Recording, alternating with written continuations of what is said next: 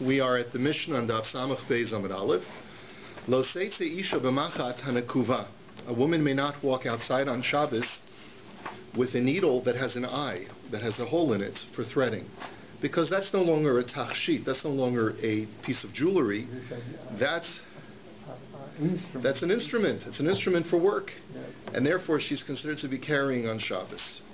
V'lo b'taba'as she'esh aleha choisam, nor may she walk outside with a ring that has a seal on it. Now we'll see why. That's not considered to be a woman's ring. That's considered to be a man's ring. And v'lo b'kol liyar v'lo b'kol veles. These two things will be defined by the Gemara. V'lo b'tzlochish shel plyton, nor with some kind of container that has plyton, which is a type of balsam, a fragrance that she would carry around with her. V'im yatzasa chayeves chatas divrei Rav Meir. Rav Meir says that if she walks out on Shabbos with any of these things, she's actually done a malacha, and then she's therefore chayev a korban chatas. V'chachamim pochen b'kovelos of etzlochish shel plyton.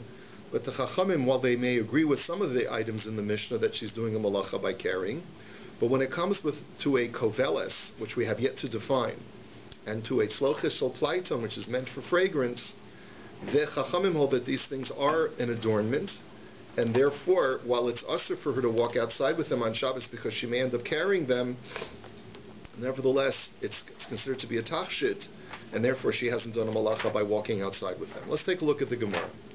Amar Ula b'chilufeihen be'ish. Rashi says that this statement of Ula is referring specifically to the ring.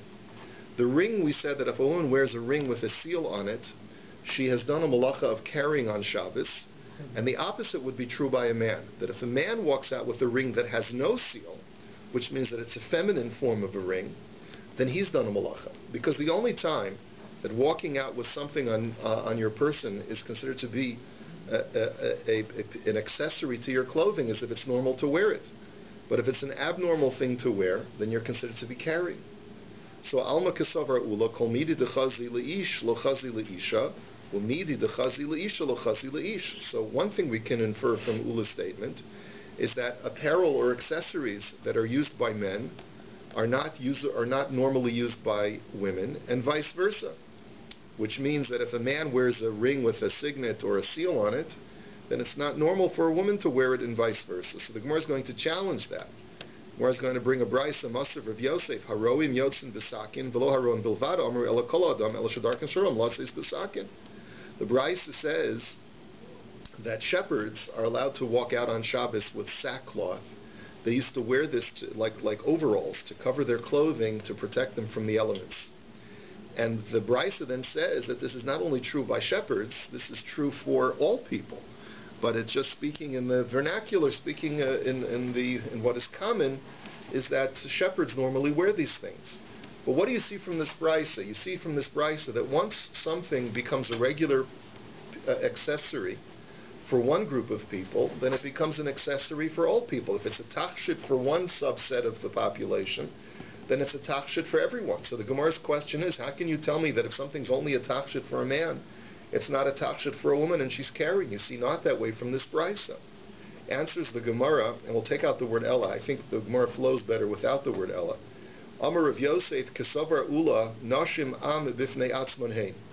Answers Rav Yosef that Ula is of the opinion that women are a separate nation or a separate species. Now, you and I knew that intuitively before we saw this Gemara. However, what the Gemara is making is a halachic pronouncement. They're making a halachic pronouncement that because men and women, they're not two subsets of the same population, they're completely two different kinds of people.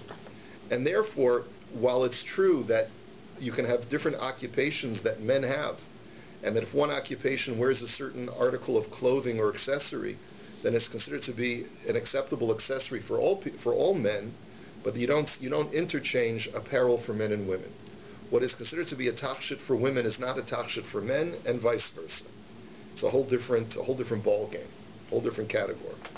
So Eisvei Abaye. So Abaye then challenges this, and Abaye says, Hamotzei tefillin machnisan zugzug echad ha'ish ve'echad ha'isha. The brayso says, and we've seen this before, that if a person finds a pile of tefillin out in the open, and it's on Shabbos, and he wants to be able to bring the tefillin to a place of safekeeping, he can't carry the tefillin, but what you can do is you can wear the tefillin, put on a shel yad and put on a shel rosh, and wear it into the yishuv, wear it into a place where they'll be safely preserved, and do that until you are able to get all of the tefillin out from the street. And the Brisa then adds that this is true both for a man and for a woman, that a woman is allowed to wear a pair of tefillin in order to save the tefillin from being exposed out in the open. And how can that be? He says, "V'i amartz nashim am b'fnei atzman hein, v'hamitzvah sasei shezman gramahu, v'chol mitzvah sasei shezman grama nashim peturos." We know that women are exempt from the mitzvah of tefillin because it's a time-bound commandment. So if so, and you tell me that men and women are inherently a different group of people, and you can't, just because something's a tachshit for men, does not automatically make it a tachshit for women, so then what gives a woman a right to wear the tefillin that's not wearing, that's carrying then for women? So how do you resolve that? Answers the Gemara, Hasam Kisava Rav Meir Lailas Man Tefillinu, Kashabis Man Tefillinu, Havalei Mitzvah Sasei Shalo Azman Grama, B'chol Mitzvah Sasei Shalo Azman Grama Nashim Chayavos. Answers the Gemara, you have to say that according to that brisa, which allows for women to carry the tefillin, to wear the tefillin, I should say, and to avoid the problem of carrying, that brisa, which is consistent with Rav Meir, holds that tefillin is not a time-bound commandment, because there's an opinion that we're going to see later in Eruvin that holds that tefillin, there's a machlokas whether tefillin, the mitzvahs extant at night, and whether the mitzvahs extant on Shabbos. But if you hold that the mitzvah is extant both on Shabbos and at night, so then its tefillin no longer becomes a time-bound mitzvah. And therefore women is just as obligated in the mitzvah of tefillin as men are, and that's, the Bryce was going according to that opinion, that women have a mitzvah of tefillin just like men do. Rabbi, could I say something? Sure, sure. In Poland, many years ago, was the Ludmila Moit. They called it, a Moit is a lady, a woman. Moit.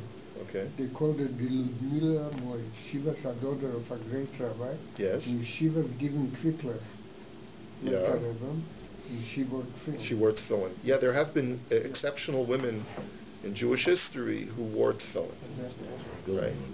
Right. A very, very exceptional women. It's a particular case, though. It isn't a case of wearing tefillin. It's a case of putting them on to transport them somewhere to save them. But that's considered to be wearing. It's considered to be wearing. You. That's an exceptional situation. And all of a sudden making halachas about it. How is that? Well, you can't carry tefillin on Shabbos. If you carry it, you're doing a malacha. So we cannot mandate doing a malacha d'oraisa in order to save the tefillin. We can only allow it if it's considered to be an article of clothing. It's considered to be an accessory to what you normally wear. It has to be a tachshit. That's the only way that the Gemara can say that it would be permissible to do this. Otherwise, you'd be doing a malacha d'oraisa. So therefore, the Gemara's conclusion, it must be that according to this brisa, for women it's a tachshit, because this brisa holds that women have a mitzvah of tefillin as well. Is it nevera for women today? Let's not go into that right now. Okay, we'll talk about that later. You have to put on the film like you do every day, or you just strap it up? Presumably, you have to wear it in a normative fashion. Frak the Gemara v'hahotza kila acher yadi. So the Gemara says, but still, I still have a question. When we talk about a woman putting on a man's ring, you're telling me that she's doing a malacha d'oraisa just by wearing a man's ring? That would be understandable if she carried a man's ring in her hand, because that's the normative method of carrying. But if she's putting on a man's ring on her finger, then even though it's not a tachshit, but it's still not the normative method of carrying a ring. So why should, fine, what she's doing is an isser d'Rabbanan, because Hotzah, Kila Acher Yad is still an isser d'Rabbanan, it's still a rabbinic prohibition. But why should it be considered to be a biblical prohibition if she's not carrying it in the normative fashion? So Amar Rabbi Yirmiyah Be'isha Gizbaris Askina. A very interesting answer. The Gemara says we're talking about a woman who's a financial officer. And as a financial officer, she's in charge of stamping official documents with a seal. So she is used to wearing a ring in order to conduct business. However, even though she uses this for business purposes, this ring with the seal on it, it's not considered to be a tachshit for women. A woman would not want to walk out after she's done with her work in the office. She's going to put the ring in the drawer and lock it up because a woman doesn't want to walk around with a very masculine-looking ring. So on the one hand, she is wearing it in the normative fashion because she wears this ring in the course of doing business. But on the other hand, it's not a tachshit because it's not something that a woman wants to display. And so therefore, by wearing this ring on Shabbos, she's carrying it normatively and therefore is doing a malacha deoraisa. Amar Rabba taratz de isha, ishma ikalomeimar. So Rabbi says, I don't understand. You've explained how it's possible for a woman to be carrying a man's ring and doing a malacha deoraisa. But how is it possible for a man to be wearing a woman's ring on his finger and be considered to be doing a malacha deoraisa? Under what circumstances would that be considered to be normative carry? So Ela Omar Rava, so rather Rava says, explain it as follows. Really, wearing a ring of the other gender is considered to be normative. Why? Because pa'amim sha'adam nosein le'ishto tabas sheyesh alei achosim laholicha lekufsa umanichasa biyada ad shemaga'as lekufsa. Upa'amim she'ha'isha nosenes labala tabashin alei achosim laholicha etzel uman lezakein umanichaso biyada, or maybe the correct girsa would be be'etzvo, perhaps would be the correct girsa. And right, ad shemagia etzel uman, until he reaches the artisan. So it explains the Gemara as follows: there are times when a man will wear a woman's ring, and a woman will wear a man's ring. When is that? Sometimes a man will come home from a long day's work, and he'll say to his wife, "I want my dinner, I want my slippers, and here's my ring." And he'll give her the ring. Of course, that would never happen in my home. But he'll give her the ring, and she'll put it on her finger and walk to the safe and put it in the safe. So it is normal for a woman sometimes to wear a man's ring if she's doing her husband a favor by putting it away. Sometimes a man will do the same thing. A woman will say to her husband, "You know, my finger's getting the ring must have shrunk because it doesn't fit me anymore." Right? Of course, it's not the other way around. That's never that way. It's the ring must have shrunk. So therefore, I need you to take it to the jeweler to expand it, right? So sometimes the man will, on his way to the jeweler, will put the ring on, and he'll carry it that way. So therefore, what the Gemara's conclusion is, it's not so outlandish for a man to be wearing a woman's ring and for a woman to be wearing a man's ring. And therefore, if a woman walks out on Shabbos with a man's ring, she is doing a normative act of hotzah, and therefore is doing a malach. Okay? That's an interesting question that the Gemara doesn't undertake. Why beged isha, there's a prohibition of wearing a woman's apparel, but apparently this maybe someone undertakes the discussion, but it's not here. Next, could be unisex also. Below, unisex, right? The Gemara doesn't take that into account either. A unisex ring. Velo b'koliyar, velo b'kovelis. Two other things that a woman is not allowed to walk out with on Shabbos is a koliyar and a kovelis. We don't know what those things are. So my koliyar. What is a koliyar? So amarav machbanta. It's a machbanta. So thank you very much. What is a machbanta? So we have a machlokas here between Rashi and Rabbeinu Chananel. Rashi says that a machbanta is some kind of tying up apparatus which bunches up her collar and ties it up. And Rabbeinu Chananel says that it's some kind of headdress. But what you have to conclude is that it's not considered to be normative for women to be wearing these things. This is not considered to be a tachshit. What I would maybe compare it to is like a woman walking outside with rollers in her hair. Maybe it's comparable to that. It's not something that a woman wants to walk outside with, and therefore, if she does walk outside with it on Shabbos, since it's not a tachshit, she's considered to be carrying. Kovelis. What is a kovelis? Amarav chumrasa depila. It's some kind of flask that contains a fragrance, very similar to this, what the Mishnah called a tzlocha shel plaita. I'm not really sure the difference between the two, but Rashi just says that a woman would wear this around her neck or somewhere on her person, if she has a bad odor. Some women smell great without perfume, and some women need the perfume because they emit, an unpleasant odor. So women who emit an unpleasant odor would wear this perfume this flask of perfume at all times. So the Chen Omer Ravasi Chumras Latepilon, that's what Ravasi said. So Tana Rabbanan. Now let's look at a brayso. Lo seitze bekoveles v'myatzas chayeves chatas divrei Reb Meir, v'chachamim amrim lo seitze v'myatzas petura. So the first part of this brayso is very consistent with our Mishnah. We have a machlokas Reb Meir and the chachamim. Reb Meir says she's not allowed to walk out with a koveles, which we said is this flask of perfume. And if she does, she's done a malacha, according to Reb Meir. The Chachamim say, no, she hasn't done a malacha, but we agree that it's also lechatchila. And now we have a third opinion, which is not in our brayso. Rabbi Eliezer Omer, Yotze Isha bekoveles lechatchila. That even lechatchila, she's allowed to walk outside on Shabbos, is completely mutter. So b'may kamiflagi, what's the machlokas?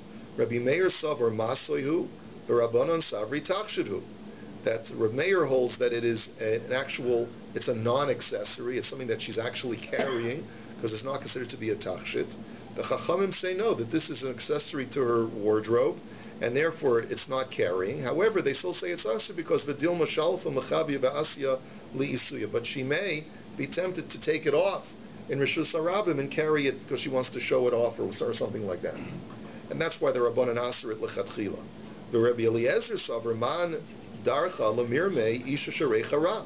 Isha sharei chara lo shalfa machavia v'lo asi li'isuya aramas b'Rishus Harabim. And Rabbi Eliezer, who's completely permissive, he says, what are you talking about? What kind of woman is going to wear a flask of perfume around her neck? It's a woman who smells bad. A woman who smells bad is not going to want to take this off. Because as soon as he takes it off, someone's going to say to her, hey lady, you need something, you need some protection, right? Unless she takes it off and gives it to somebody who smells worse. Right. So, anyway. As long as you're not walking. Do you have experience with this? I don't know. Not really. Okay. So anyway, therefore, there's no concern that she's going to walk 4 amos in Rishus Harabim with this thing because she's not going to take it off. So now the Gemara says, V'atanya, Rabbi Eliezer poter v'kovelis v'tzloches shel plaita. So the Gemara now says, I don't understand how you can quote a brayso that says that Rabbi Eliezer says it's mutter even lechatchila. Here there's a brayso that just says that if she does it according to Rabbi Eliezer, she's potter. Potter implies that she's exempt. She doesn't have to bring a korban, but it implies that it's asur lechatchila. So the Gemara says, Lo kasha hakikoya de Rabbi Meir hakikoya de Rabbanan. Kikoya de Reb Meir damar chayiv chatas amar lei potter. Kikoya de Rabbanan damar potter aval asur amar ihu mutter lechatchila. The Gemara answers we have 2 different braysos. One brayso brings a 3-way machlokes, in which case Rabbi Eliezer wants to show that he differs with the Chachamim, and therefore he wants to point out that it's mutter lechatchila. Whereas the Chachamim say it's not a malacha, but it's still asur lechatchila. But the brayso which quotes Rabbi Eliezer is saying that it's potter is where the middle position of the Chachamim is not mentioned in that brayso. And therefore Rabbi Eliezer, who wants to contrast himself with Rabbi Meir, since Rabbi Meir says you're chayav for doing a malacha, comes along Rabbi Eliezer and says, no, I hold that you're potter. But really Rabbi Eliezer holds not only that you're potter, but that it's even mutter lechatchila, it's even permitted in the first place. So the Gemara now asks, so my Reb Meir, so what is this brayso which only has Reb Meir and Rabbi Eliezer featured? The Tanya, here's the brayso. It says, Lo seitze isha b'maftech shebiyada, v'myatzas chayeves chatas. The brayso says that a woman is not allowed to walk out on Shabbos with a key in her hand, and if she does so, she's done a malacha. That's according to Reb Meir. Rabbi Eliezer poter b'kovelis v'tzloches shel plaita. So Rabbi Eliezer comes along and says that if she walks outside with a koveles, which is that flask of perfume, or this tzloches shel plaita, or some other container of balsam, then she's potter. So the Gemara says this brayso makes no sense. Koveles man dochar shma. Rabbi Meir was talking about a key. Comes along and Rabbi Eliezer says, I disagree when it comes to a koveles and a plaita, and a tzloches shel plaita. Since when was Rabbi Meir talking about a koveles? He wasn't talking about a flask of perfume. So the Gemara answers, there's a little piece missing from the brayso, and you have to read it as follows.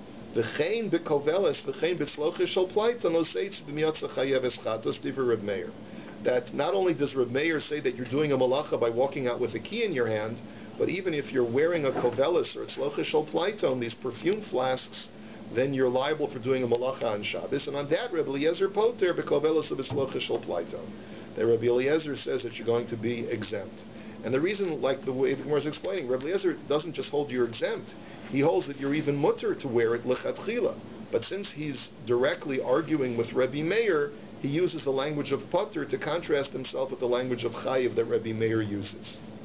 Now, the Brisa continues and it says, "Bamed dvar mamurim k'shyesh bahem boisem, avol ein bahem boisem chayeves."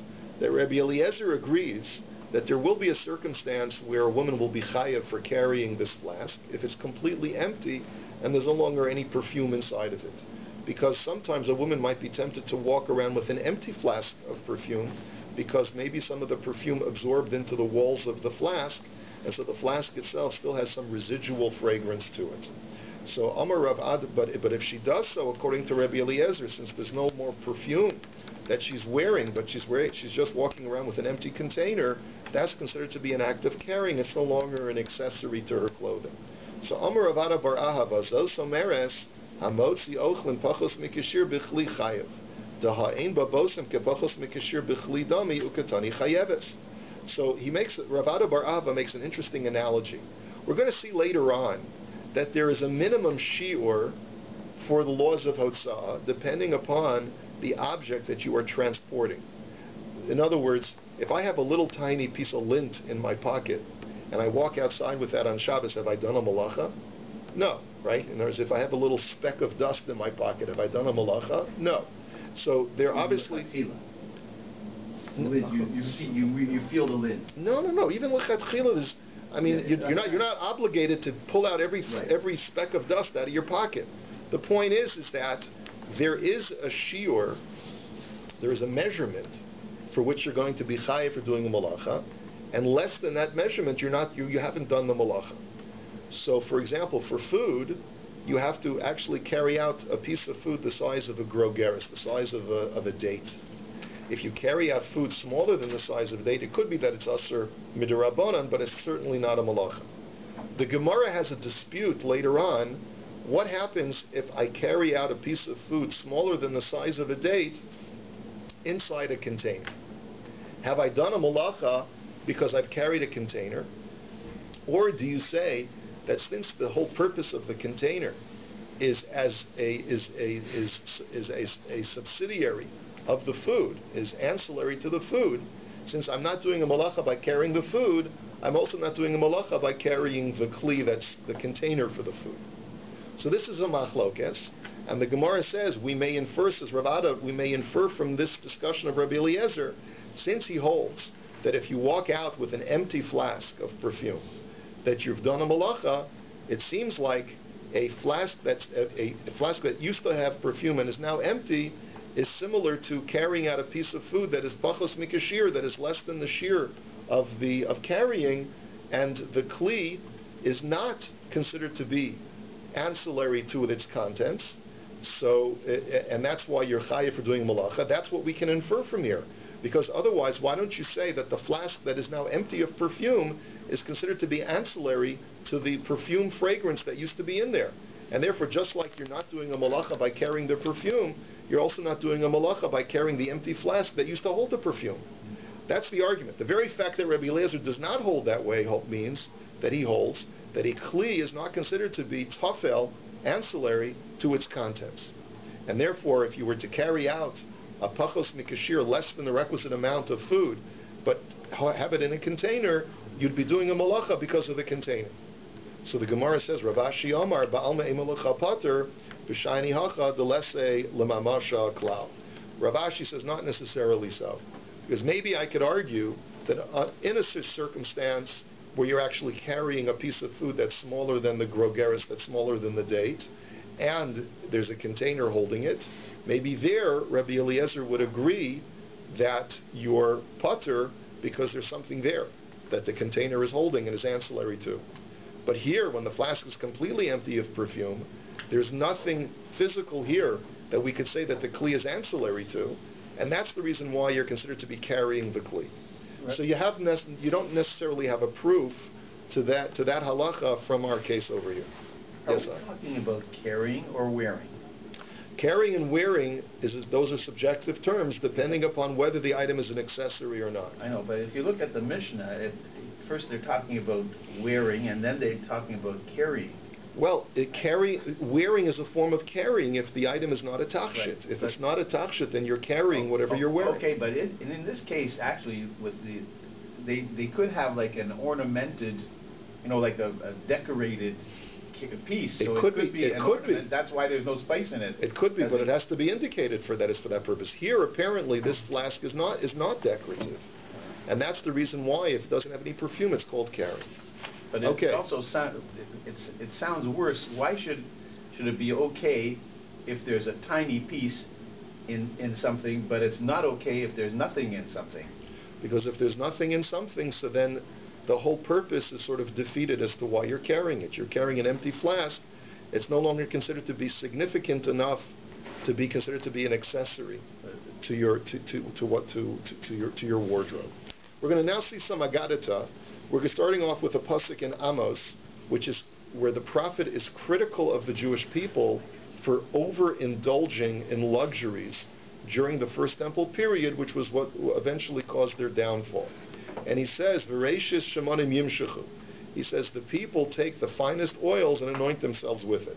Amar Rav Yehuda Amar Shmuel zep plaito. This refers to this flask of fragrance that our Mishnah was referring to, and the Navi is critical of the people for overindulging in this. So Masav Rav Yosef, Afal Plaiton Gozer Rav Yehuda ben Bava v'lahodula. So there's a brisa that says that after the Churban Bayasheni, after the destruction of the Second Temple, there were a number of things that the rabbis banned, a number of luxuries that the rabbis banned, Zecher l'Churban, to remind us of the destruction of the temple, that we're not supposed to indulge in certain niceties, to remind ourselves that we don't have a Beis HaMikdash. And Rabbi Yehuda ben Bava wanted to ban this flask of perfume. And the Chachamim did not agree with him. The Chachamim said, no, that's not something that we should be banning. V'i amart mishum tainug amaylo hodulo. And if you're telling me that the item that's described in the book of Amos, which is clearly a pleasurable item, an item that's used for pleasure, is what the Plaiton is, then why didn't the Chachamim agree to Rabbi Yehuda ben Bava's ban? If something is a tainug, then we should aser it zecher l'churban.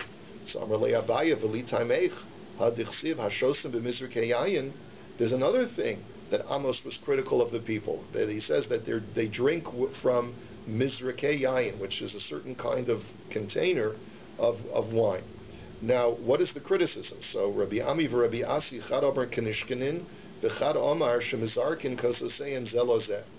That there's a machlokas as to what these mizrikei yayin are. One explains that they're kanishkenin, which Rashi explains is a very wide glass container or goblet which has two mouths to it, and you would splash it back and forth and the wine would flow from one mouth of the container to the other. I'm not exactly sure what it looked like, but that's roughly the way Rashi describes it. And another explanation is that people would be able to, through skill, would be able to splash or toss wine from one cup to another. And it was a sign of celebration. So, Hachinami da Asir, are you going to suggest that because the prophet Amos was critical of the Jews of the time for drinking wine in this fashion, that we should aser it now zecher l'chorban? V'harabba bar Avhuna ichlu lebei reish galusa v'shasa b'kinishkenin v'lomer le v'lomidi. Rabbi bar Avhuna once goes to the Reish Galusa's house and he notices that the Reish Galus is drinking wine with this glass kanishkenin kind of apparatus, and he didn't protest even though it was after the Churban. So Ella kol midi de isbei tanug v'isbei simcha gazer rabbanim. Abol midi de isbei tanug v'lesbei simcha lo gazer rabbanim. So we have to conclude that not all items that are used to provide pleasure to the user are prohibited because of zeicher l'churban. It has to have two criteria in order for it to be asur zeicher l'churban. One is that it provides pleasure, and the other one is that it generates simcha, generates joy. The two are two different things. A person can get a geschmack or a machaya out of something, but it doesn't necessarily add to your simcha. It just provides you with comfort. So that's what these items are. This perfume and the wine goblet provide you with comfort, but not necessarily with joy. But only something that provides you with both comfort and joy is something that the rabbis felt that we should ban zecher l'churban. Next. Are we talking about Shabbos? No. Next. Amos. Hasholchem al mito shein usrichem al arsosa. That Amos also criticized the people by saying that you sleep on marble beds and you're putrid on your couches. So Amar Reb Yossi b'Rebbi Chanina malamed shahayu mashtin and mayim b'fnei mitosein arumin. that this teaches me that the people would sleep naked at night. There's nothing wrong with that. But the problem is that because they were naked, and if they had to go to the bathroom in the middle of the night, there was no indoor plumbing, so you'd have to get dressed and go outside. It was a big tirch, especially on those cold winter nights. So people would urinate in front of their beds inside the house, right? So and that's why Amos is criticizing the people. So Megadi for Rabbi Avo Yachi Anu Dirsiv Lochein Ato Yigolu Barosh Kolim Mishum Demashtin and Mayim Bifnei Mitosein Arumi Migolu Barosh Kolim ? So I don't understand. Amos says because you did this, you engaged in this activity, you're going to go into Golus, you're going to be exiled from the land. He says I don't understand. Why? Because people don't want to be bothered by having to go outside and they pish in front of their beds. They're going to have to go into Golus. That doesn't make any sense. That seems to be too severe of a penalty. Ela Amar Rabbi Avahu. They had a pot in front of their beds. We'll see when we talk about it. Ela Amar Rabbi Avahu. Elu b'nei Adam shahu ochlim v'shosim zeim zeh v'dovka mitosein zu b'zu u'machlifin v'shoseim zeim zeh u'masrichan arsosim b'shichva zera she'eno shalahen. Rather, says the Gemara, that's not what Amos was talking about. He's talking about men who would party together and drink together and put their couches together and would swap wives. There was wife swapping that was going on during the times of the first Beis HaMikdash, and as a result, their beds became putrid not through urine, but through seminal emissions that were not their own. And that's what the Navi is criticizing. Amar Rabbi Avohu, and that's why they go into Golas. Punishment should be death, though, not Golas. The punishment, well, for many it was death, but certainly the Eretz Yisrael could not tolerate such activity. Amar Rabbi Avohu, v'amri lo b'masni satana, gimel dvar mevinas adam lidei anius. He says there are three things that bring a person to poverty. Ve'elu hein. Hamashtin mayim bifnei mitasa arum, if you urinate in front of your bed when you're unclothed at night. Umizalzel benetilas yadayim, if a person desecrates or deprecates washing his hands. V'sheishta mekalalasa b'fanav, and if a woman curses her husband to his face. Now, what are these three things? Let's analyze them. Hamashtin mayim bifnei mitaso arum amarava lo amrun elo de mahader api lepurye aval lebrai leslan ba. That the only time that urinating in front of your bed is a problem is if you urinate facing your bed, because then that's a little bit meistic. It's just a little, it's feh. And then you're going to go back to bed with the urine puddle right next to the bed. With this description of urinating in your bed, is that a sort of for a substitute so that they won't say the? No, this is not a euphemism. It's not. That's right. This is literally. Now you have to realize, understand, people don't have indoor plumbing. It's freezing outside at night. They've got dirt floors, so the urine's going to absorb into the soil. It's not like this is such a disgusting act. But what the Gemara is saying, why does this lead to anius? It leads to anius because if you behave in a vulgar fashion, God will not allow a wealthy person to be vulgar. Vulgar people typically are lower class. So if you act like a lower class person, your economic status, your financial status will be reflective of your vulgar behavior. And that's why you'll become poor as a result. It's not that this is like, oh, it's the worst, it's like an abomination. No, it just happens to be a bit vulgar, okay? So, umahader ape lepuri nami lo amran ela la'ara vol bimano leslan ba. And furthermore, facing your bed is also only a problem if you pish on the floor. But if you pish into a container, like a pot, right, it's not a problem. Umazalzel benetilas yadayim amarav lo amran ela de lo masha yadei klal. When we talk about desecrating netilas yadayim, we're talking about a person who doesn't wash at all. But if he just uses a small amount of water, then he's okay, he's protected. Then the Gemara says, V'lav milsi. But what we just said is incorrect. The Amar of Chizda, Ana Mashoi Melo Chafni, Mayav Yoveli Melo Chafni Tivusa. Because he says that I was miserly when I washed my hands, and I only used a fistful of water to wash my hands, and as a result, from heaven they only gave me a fistful of wealth. And had I washed my hands more generously, with more water, I would have become wealthier. So the Gemara says that even when you use a minimal amount of water, that could still lead to poverty. Be generous with the amount of netilas yadayim. They say in the name of the Chazon Ish, Chazon Ish was known for his larger measurements than most other people, but when there was a drought in Eretz Yisrael, he used the minimal shear. And he knew this Gemara, but he said the preserving the resources of Eretz Yisrael is more important than all of these imperatives of the Gemara.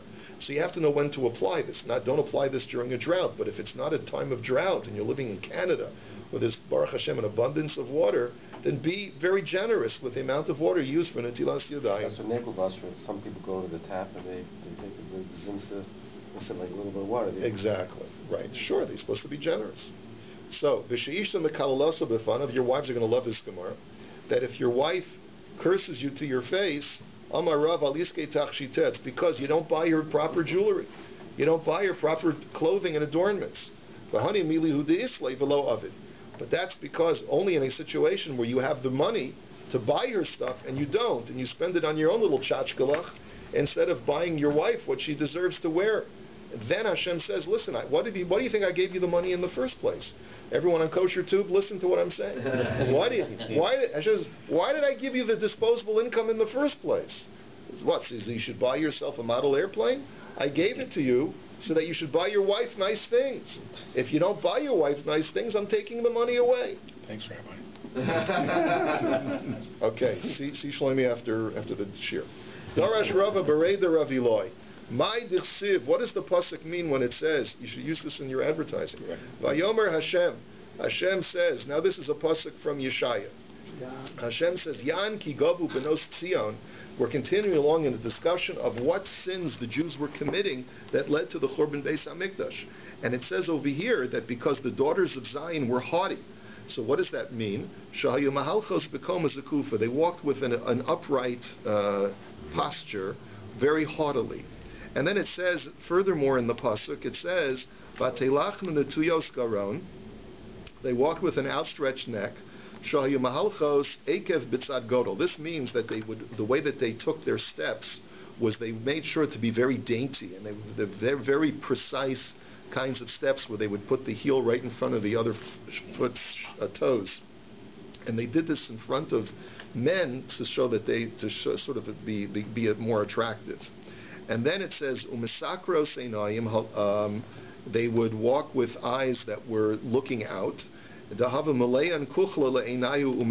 they would do is that they would put a lot of eye shadow on their eyes to make themselves all dressed up, all bedecked, and they would wink to the men on the street. And of course, this is all talking, Rashi says, about married women, which is why this was considered to be so criminal. And then the pasuk says, haloch v'tafof, that what it means that they would walk and v'tafof, which means, I'm not sure exactly how to... Floating, right, floating. And what it means, shahayu mahalchos arucha b'tzad ketzara, that a tall woman would stand next to a short woman so that she would be able to attract more men by the contrast. They say that today when you go clubbing, not that I know of such things, but they say that when women go clubbing, they go with ugly women, so that even if she's only moderately attractive, she'll look like a knockout because she's with the ugly ones, right? So that, anyway, so this is what the women used to do over there. Makes sense.